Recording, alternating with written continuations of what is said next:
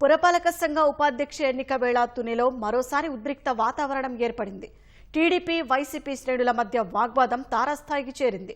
పోలీసుల జోక్యంతో YCP TDP కౌన్సిలర్లు వెనక్కి తగ్గారు.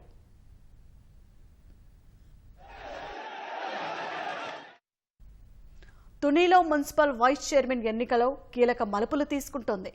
మున్సిపల్ వైస్ చైర్మన్ ఎన్నిక కోసం ఉదయం టీడీపీ కౌన్సిలర్లు సమావేశానికి వచ్చారు. అయితే కౌన్సిలర్లను రాకుండా వైసీపీ నేతలు అడ్డుకున్నారంటూ టీడీపీ నేతలు నిరసనకు దిగారు. ఎన్నిక జరగకుండా వైసీపీ చేస్తోందని, కౌన్సిలర్లను వైసీపీ చైర్మన్ నివాసంలో రహస్యంగా నిర్బంధించారంటూ మండిపడుతున్నారు. ఎన్నికకు తాము సిద్ధంగా ఉన్నప్పటికీ ఓటమి భయంతోనే వైసీపీ ఎన్నికకు రాకుండా డ్రామాలు ఆడుతున్నారని విమర్శిస్తున్నారు.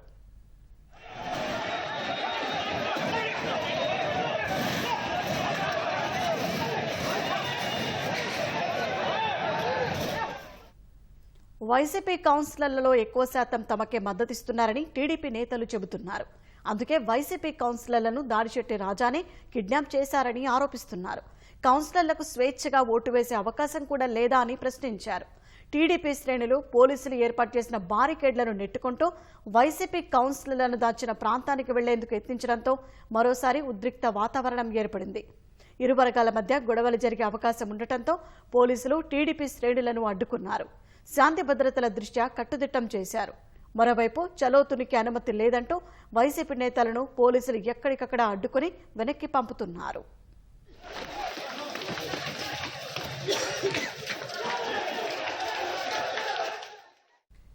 తుని మున్సిపాలిటీలో వైస్ చైర్మన్ ఎన్నికకు 28 మంది కౌన్సిలర్లు హాజరు కావాల్సి ఉంటుంది. కోరానికి కనీసం 14 మంది హాజరు కావాల్సి ఉండగా ఇప్పటికే టీడీపీ నుంచి 10 మంది కౌన్సిలర్లు సమావేశం లోపల ఉన్నారు. మరో 4 కౌన్సిలర్లు హాజరైతే కోరం ప్రకారం ఎన్నిక నిర్వహించే అవకాశం ఉంది.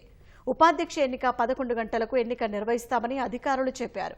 అయితే ఇంకా వైసీపీ కౌన్సిలర్లు హాజరు కాకపోవడంతో కోరం సరిపడదు. ఇప్పటికే సమయం దాటిపోవడంతో ఎన్నిక మరోసారి వాయిదా పడే అవకాశం ఉంది. ఇప్పుడు గతంలో ఇక్కడ వైఎస్ఆర్ పార్టీ దాడిశెట్టి రాజా గారు వైఎస్ఆర్ ప్రభుత్వంలో మంత్రిగా ఉండడం జరిగింది.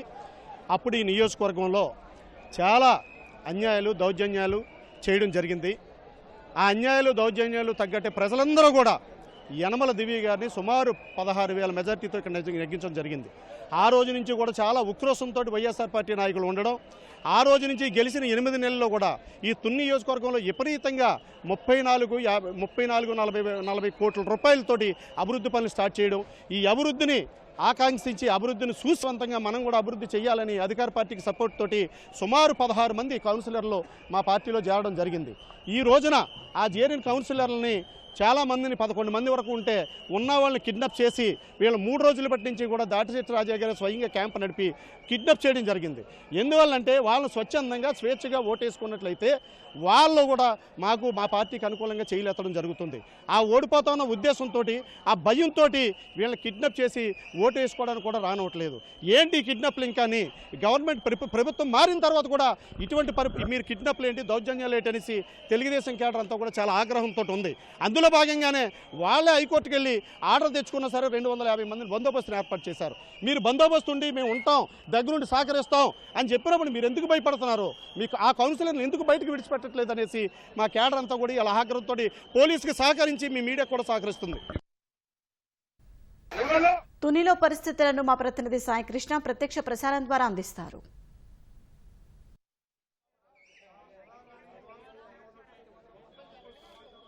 షాహీన్, ఇక్కడ తునిలో ఇంకా ఉత్కంఠ కొనసాగుతూనే ఉంది. ఇవాళ ఎట్టి పరిస్థితుల్లో ఎన్నిక నిర్వహించేందుకు అధికార యంత్రాంగం అన్ని ఏర్పాట్లు చేసింది. వైస్ చైర్మన్ ఎన్నిక సజావుగా నిర్వహించేందుకు పూర్తి స్థాయిలో జిల్లా కలెక్టర్ షణ్మోహన్ ఆధ్వర్యంలో అధికారులు పూర్తిగా ఎన్నికల సంఘం పరిశీలకులతో ఇక్కడ ఏర్పాట్లు చేసినప్పటికీ అయితే ఎన్నిక ఇప్పటి వరకు హాజరు కాలేదు. వైఎస్ఆర్సీపీ వాళ్ళు బయటికి రావడంతో తెలుగుదేశం శ్రేణులు అడ్డుకున్నాయి.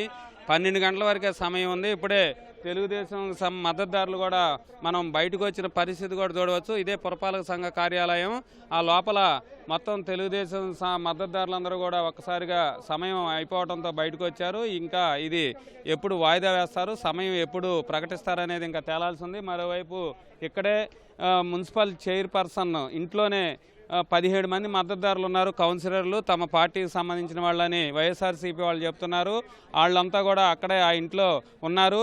తెలుగుదేశం శ్రేణులంతా మొత్తం ఇక్కడికి పూర్తి స్థాయిలో మోహరించున్నాయి.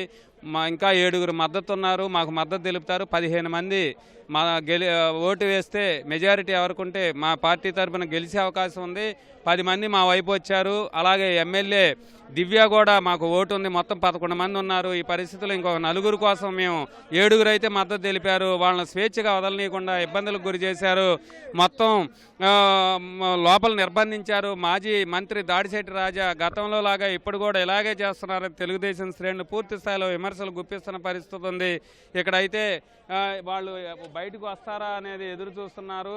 మరోవైపు తెలుగుదేశం శ్రేణులంతా కూడా ఇక్కడే ఉత్కంఠగా నిల్చున్నాయి. ఎట్టి పరిస్థితుల్లో వాళ్ళు స్వేచ్ఛగా ఓటేసేందుకు అవకాశం కల్పించాలని చెప్తున్న పరిస్థితి ఉంది. కొంతమంది తెలుగుదేశం శ్రేణులు ఉన్నారు, వారితో మాట్లాడుతున్నారు.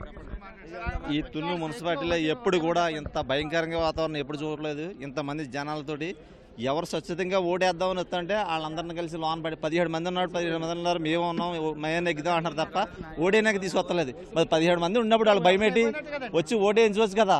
కౌన్సిలర్లు వెళ్ళి కూర్చుంటామంటే వాళ్ళు తీసుకెళ్ళి లోన్ వేసుకుంటే తాళం పెట్టుకుంటున్నాడు. 17 మంది ఉన్నారు, 17 మంది ఉన్నారు, ఓటు వేసుకుంటే తెలుస్తుంది కదా వాళ్ళు ఎంతమంది ఉన్నారని.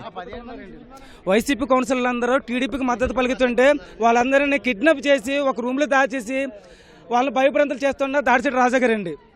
వాళ్ళు అంతటా వాళ్ళు వచ్చేస్తే హ్యాపీగా ఇక్కడ ఎలక్షన్ జరుగుతుందండి. వాళ్ళందరినీ మభ్యపెట్టి దౌర్జన్యంగా లోపల దాస్తాడండి దాడిశెట్టి రాజా గారు. వీళ్ళందరినీ వదిలేస్తే మాకు మద్దతు పలకడానికి వాళ్ళందరూ సిద్ధంగా ఉన్నారు. తెలుగుదేశం శ్రేణుల అభిప్రాయాలు ఖచ్చితంగా నిర్బంధించారు, కిడ్నాప్ చేశారని వాళ్ళు చెప్తున్నారు. వైఎస్ఆర్సీపీ శ్రేణుల్ని తేలిగ్గా స్వేచ్ఛగా వదిలేస్తే వారంతా కూడా ఓటేస్తారని చెప్తున్నారు. అయితే పురపాలక సంఘ కార్యాలయంలో తెలుగుదేశం మద్దతుదారులు లోపలికి వెళ్ళారు. కౌన్సిలర్లు 10 మంది కూడా బయటకు వచ్చేశారు. వారంతా మనం చూడవచ్చు. సమయం అయిపోయింది. వాయిదా వేశారా, రేపు ఎప్పటికి వాయిదా వేశారా అనేది కూడా ఇంకా అధికారులు ప్రకటించాల్సి ఉంది. అయితే అధికారులు దీనికి సంబంధించి జిల్లా ఉన్నతాధికారులు అట్లాగే రాష్ట్ర అధికారులతో కూడా చర్చిస్తున్న పరిస్థితి ఉంది. మళ్ళీ గడువు ఎప్పుడు ప్రకటిస్తారనేది కూడా తేలాల్సి ఉంది. దీనిపై తెలుగుదేశం శ్రేణులు ఇక్కడ అంతా కూడా ఆగ్రహంతో ఉన్నారు. వాళ్ళని స్వేచ్ఛగా ఓటేయాలి, మాకు అధికారం ఉంది, అండదండలు ఉన్నాయి, మద్దతు ఉందని చెప్తున్నారు. కానీ వాళ్ళని ఓటేసేందుకు మాత్రం మాజీ మంత్రి దాడిశెట్టి రాజా నిర్బంధించారు, వాళ్ళని కిడ్నాప్ చేశారని కూడా ఆరోపిస్తున్నారు. గతంలో చాలా ఆయన అరాచకాలు చేశారు. తునిలో మంత్రిగా ఉన్నప్పుడు దౌర్జన్యాలు చేశారని కూడా తీవ్రస్థాయిలో విమర్శలు గుప్పిస్తున్న పరిస్థితి ఉంది. ఒకప్పుడు తెలుగుదేశంకి తుని ఉమ్మడి తూర్పుగోదావరి జిల్లాలో కంచుకోటగా ఉంది. మాజీ మంత్రి సీనియర్ నేత యనమల రామకృష్ణ ఇక్కడి నుంచి చాలాసార్లు ప్రాతినిధ్యం వహించారు. ఆ తర్వాత దాడిశెట్టి రాజా ఇక్కడ గెలిచి వైఎస్ఆర్సీపీ తరఫున మంత్రిగా కూడా గత జగన్ ప్రభుత్వంలో కొనసాగారు. ఆ పరిస్థితుల్లో తునిలో చాలా గొడవలు, ఘర్షణపూరిత వాతావరణం నెలకొంది. మాజీ మంత్రి ఇప్పుడు ప్రస్తుతం పేరు మార్చుకున్న ముద్రగడ పద్మనాభరెడ్డి గతంలో అలో కాపు చలో తుని అని పిలుపునిచ్చారు. ఆ సందర్భంగా గొడవలు జరిగాయి.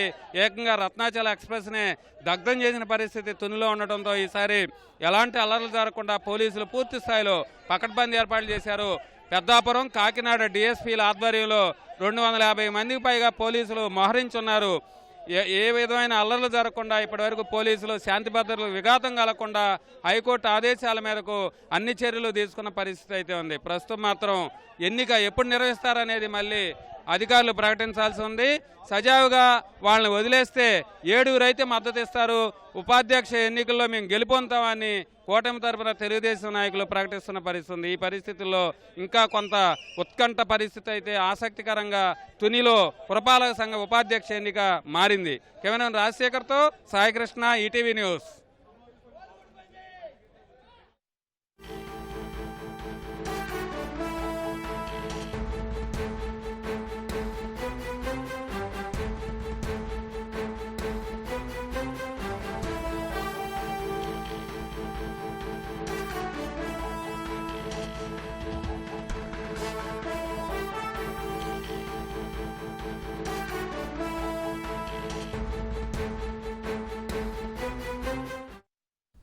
తుని పురపాలక ఉపాధ్యక్ష ఎన్నిక వాయిదా పడింది. కోరం లెక్క ఎన్నిక వాయిదా వేస్తున్నామని ఎన్నికల అధికారులు ప్రకటించారు.